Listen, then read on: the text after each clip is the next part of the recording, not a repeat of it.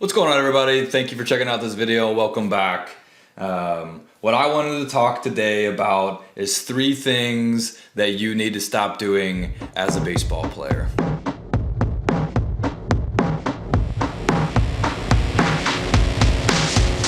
So for this video, 3 things you need to stop doing as a baseball player. I think that, a lot of these things are more like concept driven, not necessarily like exercise or drills or things of that nature. You could talk for a long time and probably argue in a lot of different ways on that. Ultimately, how you implement a lot of strategies is what makes them successful, in a micro instance like that. This to me is more of a macro, like bigger picture kind of approach that I see all ages of baseball players, but especially the younger, the baseball player gets. And I've had these own instances in my own life where maybe I've learned from my own mistakes here. So 3 things you need to stop doing as a baseball player. Number one thing I think that in the biggest picture here, the biggest context of thinking that development happens in these big chunks, right? That the primary amount of work or development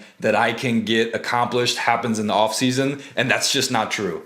That's just not true. The mentality of a baseball player should always be development first, okay? Should be trying to get better. Now, the different months of the season kind of dictate different parameters there, right? Like, obviously, our goals and objective in October are going to be way different than what they look like in March and April and May and during the season, right? But if we always have that mentality of developing first or getting better first, I think that kind of helps navigate a lot of different things for us, right? One of the biggest things I think I've felt personally it helped me do is maybe handle adversity, right? You're developing a routine, you're developing a plan, you're trying to constantly be getting better every single day, no matter what month of the calendar year that it is. It really helps you kind of navigate the adversity and potentially even the peaks or the fun times, I guess, the successes, not just the failures, right? If we're just constantly focused on getting 1% better every day, the outcome, whether good or bad, becomes a little less relevant. It's not necessarily the point in our goal, right? I felt this in,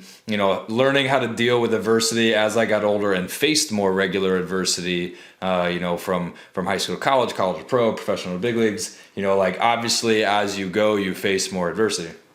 And so the only thing that I really, took hold of there for me was that, no matter what happens today, I'm going to show up tomorrow and go through my exact same plan process. I knew exactly what I needed to get better at, especially the older I got. I had a plan, I had a focused plan. So, whether or not today went good or today went bad, I'm looking, post game, looking at, giving up a bunch of runs or not feeling very good about my outing. Nothing changes about what I am set out to do tomorrow, right? And that kind of helped me, but I think one of the bigger conversations I end up having with a lot of different people, a lot of different players, is that they subconsciously, I think they're always thinking about getting better, but they don't necessarily have a plan for how they're going to develop, outside of just like this, training during the off season, training and in season, like competition, right? Like, that's to me how people break these 2 big times of our year up. And during competition, it's like all competition, and during training, it's like all training, which I don't think that's the best circumstance to kind of operate in there. Competitive reps are extremely huge for a player's development and a player's progress. And then time frames where we completely removed from competition is also very, pivotal, right? But that entire 12 months of that calendar is very, very important for, ultimately the success that you want to see. And it all should fit together cohesively, and depending on where the player's at, what the goals are, where they're at in their overall like circumstance of recruiting and scouting and whatever have you, really dictates, what should be the goals of the month. Obviously we're not making big mechanical changes during the season. Execution and getting outs during the season is one of our biggest primary objectives. You're learning how to navigate a season, and learning how to do that better can still be developing, right? When I say developing, I don't mean, improving my mechanics or learning how to throw harder or getting stronger. There's a certain time and a place for all of those things, and all those things are extremely important. But the month of the year has to dictate that, right? We don't do that in May, June, and July, go through a mechanics overhaul unless you deem appropriate that you've got the time to do it, okay? But really that development mind first. How can I get better today with what inside of this calendar month I need to be focused on getting better at? Sometimes that's recovery. Sometimes it's strength. Sometimes it's power. Sometimes it's, execution of my pitches. Sometimes it's pitch sequencing. Sometimes it's developing a pitch, and having someone kind of in your corner that maybe knows how to navigate that can really be a benefit, right? So here's point number 2. Point number 2 here is that you're probably recovering like crap. If I would have had to guess, you're probably not doing enough of a recovery stuff. Like, in a nutshell, the conversations that I've had with people, kind of revolve around like a 2 to 1, like people think about like working super hard, and they're doing all these activities that break muscles down or that burn our energy, like in theory, we'd love to be kind of in a 2 to 1. We're recovering twice as much as we're performing or we're executing, and all those things I've talked about in past videos, but like sleep, nutrition, hydration, all of those big things, especially like your macronutrients, your micronutrients that you're getting, within a day-to-day, week-to-week, and being consistent with that. One thing that I think really plagues our entire society, but I've definitely seen it in young baseball players, is video games, and this is not just like for the high school crowd, I think it actually probably fits in more with the older crowd, the college, the professional, because you have like way more time to goof around in that type of scenario, than a younger player does, because they're going from thing to thing to thing. I think video games and players, getting done with their games. Game starts at 7 and lower levels of minor leagues. Game starts at 7, gets done at 10. You get home at 11 or 11:30. You play video games till 3 or 4 in the morning. You get up.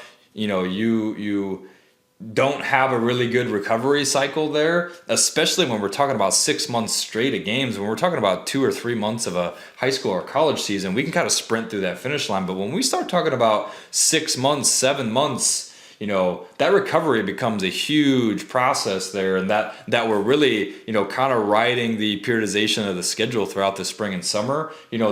That recovery and that time frame over that long haul duration. And really, I think you could sum it all up or you could compare it to a high school and a college player too, because look, if you're a high school baseball player, like your season definitely is 2 months, 2.5 months long, but you probably, if you're any good, you got plans to play all summer too. So like, really, baseball season is that 6-month chunk, maybe 7-month chunk, and maybe even more for Southern State people, which could be an entirely different conversation in its own right. But, thinking about that recovery and taking that recovery seriously, the sleep and the video games, like I said, overall distractions, I think social media can play in that. I think just like, friends and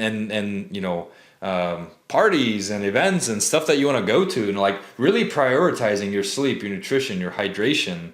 All of those things really stack up in the long run of how our body not just performs right now, not just performs this month, but performs this entire season, right? Performs in the next 2 years and the next 3 years. And if you want to have career longevity, you've got these big goals. I want to play in college. I want to play in the big leagues, whatever. You're not just going to have to get good. You're going to have to get good and then stay good for a really long time, because there's a lot of young people coming after you, So that recovery is something that I see a lot of people mess up. I've messed up in my own right, off and on throughout my entire career. It is something that I feel like I paid attention to and focused on because I felt like it's a small thing that I could do. Once that talent gap shrinks, everybody's just as good as you. I always viewed it as one thing I could really do to separate myself versus the competition. So that's a really big thing you could take and consider in yours. Now, the third thing you need to stop doing, and this is definitely much more zoomed out, much more bigger picture here, but seeing failure as personal, right? The failures that we're going to endure throughout playing baseball, even as a pitcher, like everybody likes to talk about the hitters. If we're successful 3 out of 10 times, we're in the Hall of Fame. Everybody that's been around baseball and had those types of conversations, they know that comparison, right? But even as a pitcher, there's so little like room for error when we talk about how much how pinpoint our release needs to be, not just to be able to like throw strikes, but actually command the ball to the glove. No, we've got a very fine line, very small room, for errors, and really I think you could even take this, as much wider than baseball too, but stop seeing your failure as personal. It's a part of your journey. And if you ultimately want to achieve something great, right? We're not just talking about being good in your local community. We're not just talking about like cracking your lineup on your own team, right? The goal here is to ultimately,